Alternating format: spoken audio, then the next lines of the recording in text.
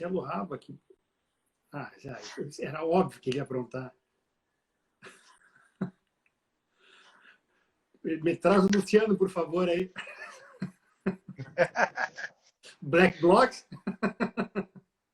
E aí, meu irmão? Como é que tá? Tudo bom, velho? Não, pode Tá me tirar a escutando máscara. bem? Não precisa ficar com vergonha, pode tirar a máscara. O áudio tá bom aí? Tá bem. Tá bem Tá. tranquilo. E aí? Beleza?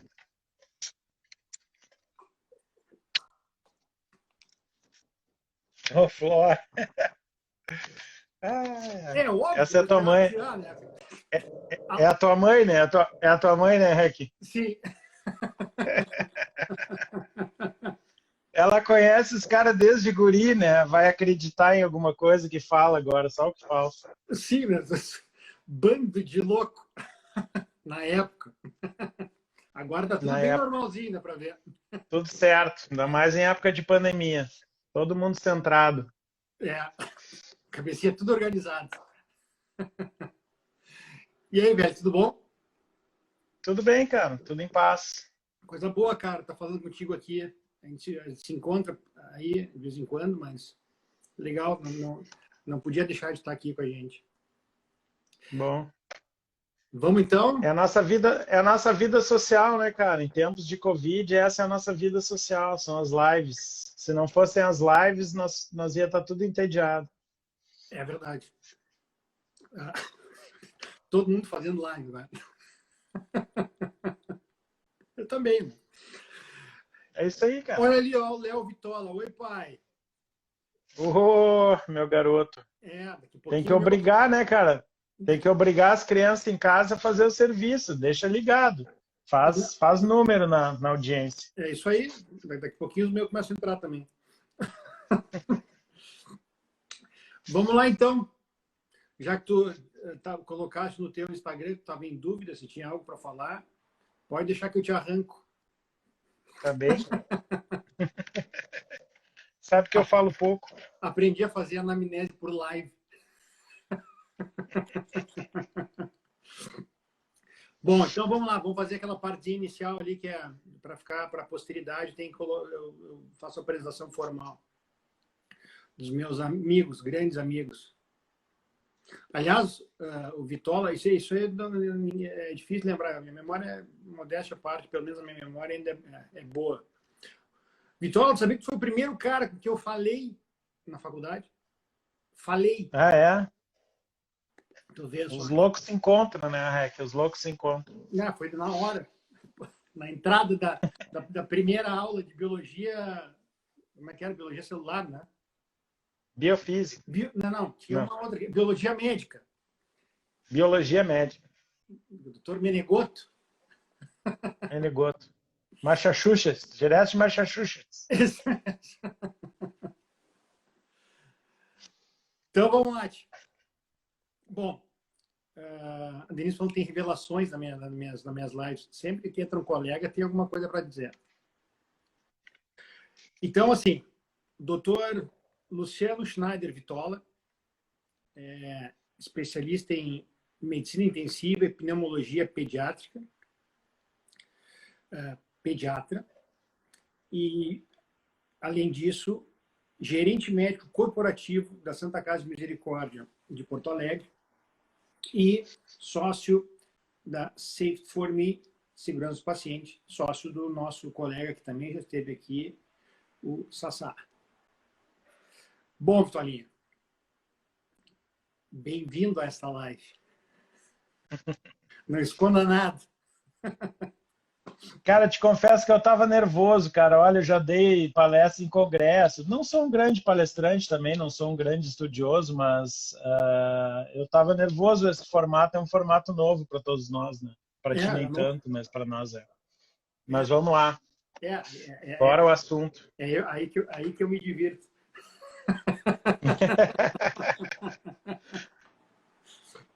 Bom, então eu estou fazendo aí, né? E na verdade a gente, porque vocês têm participado todos, né? Uma ideia de uma série. Não sei como é que vai ser depois que acabar a pandemia, se isso aqui vai seguir ou não.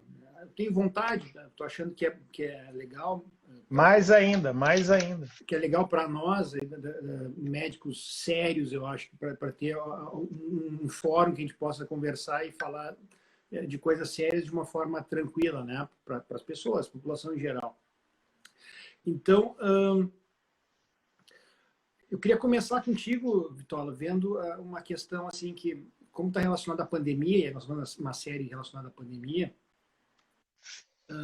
para dar uma ideia para as pessoas, tem gente que grande parte aqui é de Porto Alegre, muitos são nossos amigos, outros são pessoas que vão nos seguindo.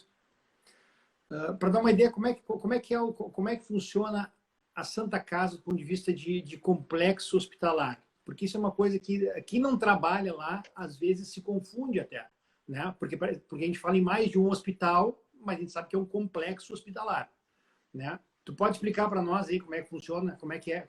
Explico. Vamos lá. Se é que eu entendi direito, nesses 20 anos eu explico. São 7 hospitais, cada um tem uma missão, quase que tem a sua própria missão, ou sua especificidade técnica. Temos mais um complexo abrigado no mesmo CNPJ, ou seja, nosso, que é Gravataí, fora do complexo, então são 7 mais 1.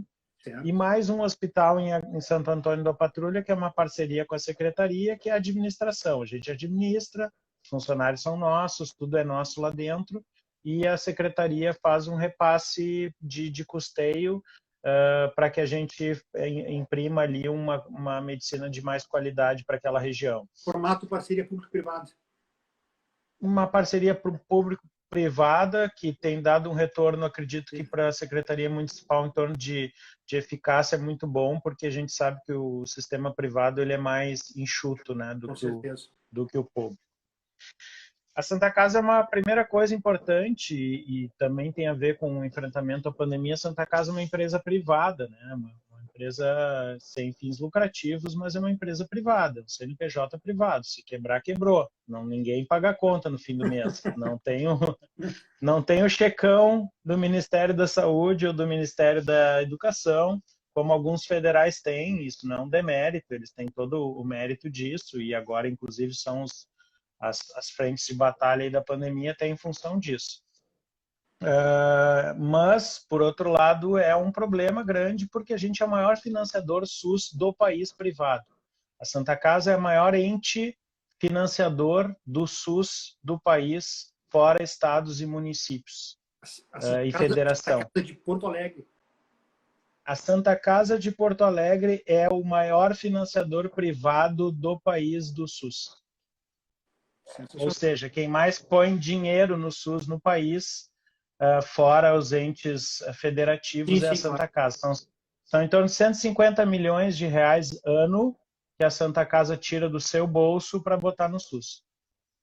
Que depois, porque a gente sabe que a tabela SUS é defasada e a gente tem, então, um retorno de hoje que gira em torno de 50% a 60% do que a gente põe, retorna. Se eu ponho R$100 para curar um paciente, o SUS me devolve 60 e eu 40 é problema meu.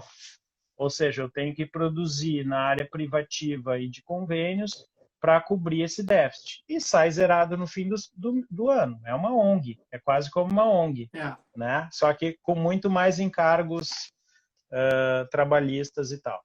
E precisa, então, isso é um problema. Desculpa só interromper, porque eu vi aqui o pessoal estava perguntando, dizendo que não sabia disso.